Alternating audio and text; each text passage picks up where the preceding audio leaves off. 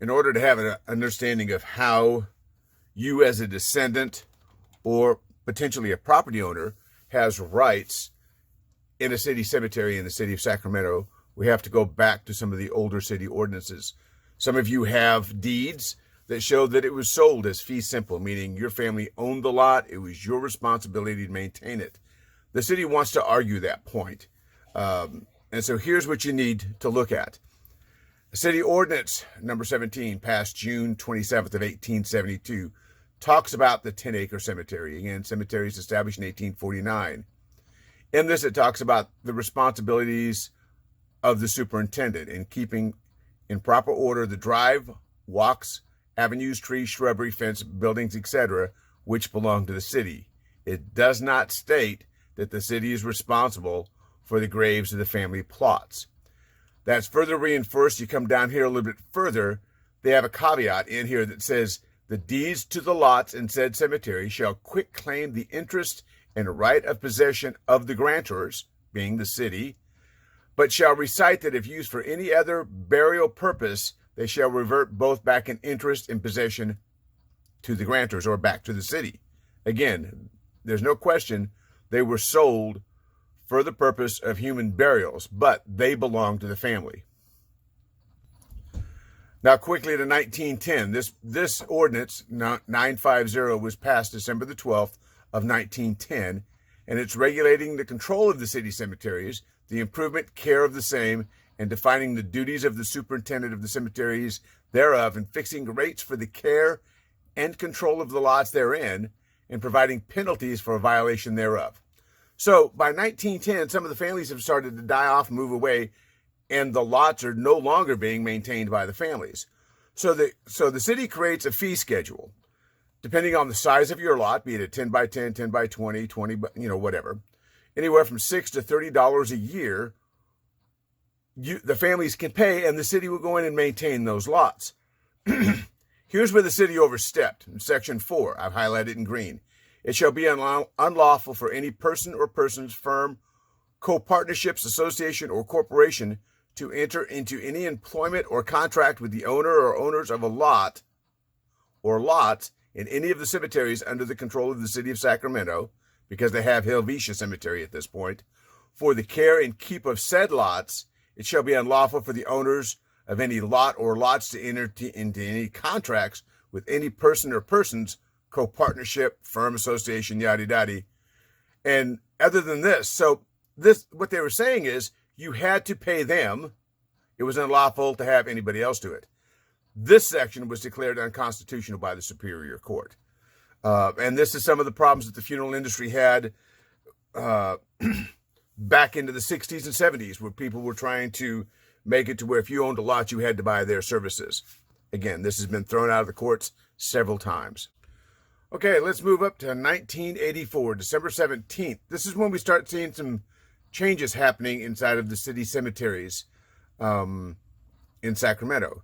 So they want to make amendments to Chapter 11 relating to the cemetery services. By 1982, everything is sold off. By 1984, here in 1982, it says the undertakers and funeral homes have made private arrangements for the opening and closing of the graves. And so here in 82 and in 84, the city is talking about downsizing the services. They've got so few burials going on. There's nothing left for sale. They want to eliminate some of these practices, and more importantly, the manpower and the expense of doing so. But here on page 5 of this document, the third element of the proposed ordinance changes relates to the maintenance of the plots. It clearly states that the city owns the aisles, roads, and veterans plots, while individual plots are privately owned. The city also provides minimal grounds maintenance of the public property, while maintenance of the private plots is the responsibility of the heirs. The maintenance of the private plots is the responsibility of the heirs. Again, this is a City of Sacramento document. The Department of Parks and Community Services. Now, this thing is cemeteries are a football that gets dropped from one department to the other because nobody wants to manage it.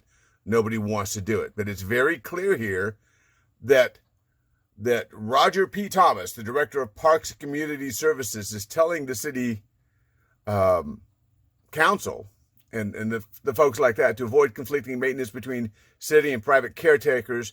The proposed ordinance requires a person caring for private plots to provide a list of their plots in their care to the city cemetery office. And we're going to see that here in 2002. But the maintenance of the private plots is the responsibility of the heirs. That didn't change. Moving forward to 2002, here's the city ordinances. This is your most recent version. And again, just because the older versions were there doesn't mean that they have been completely eliminated. So the city people today don't really understand those older ordinances. They don't want to know those older ordinances. They're just going to follow here with this. But let's see what the city ordinances say about a cemetery use and restriction. It says, no person except an authorized city employee in the course of their scope or in his assignment shall, and it talks about planting trees and doing other things.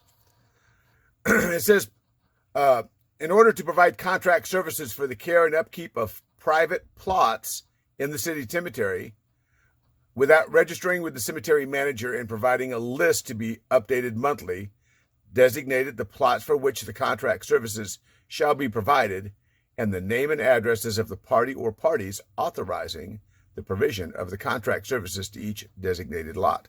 So here the city is not saying you have to pay us.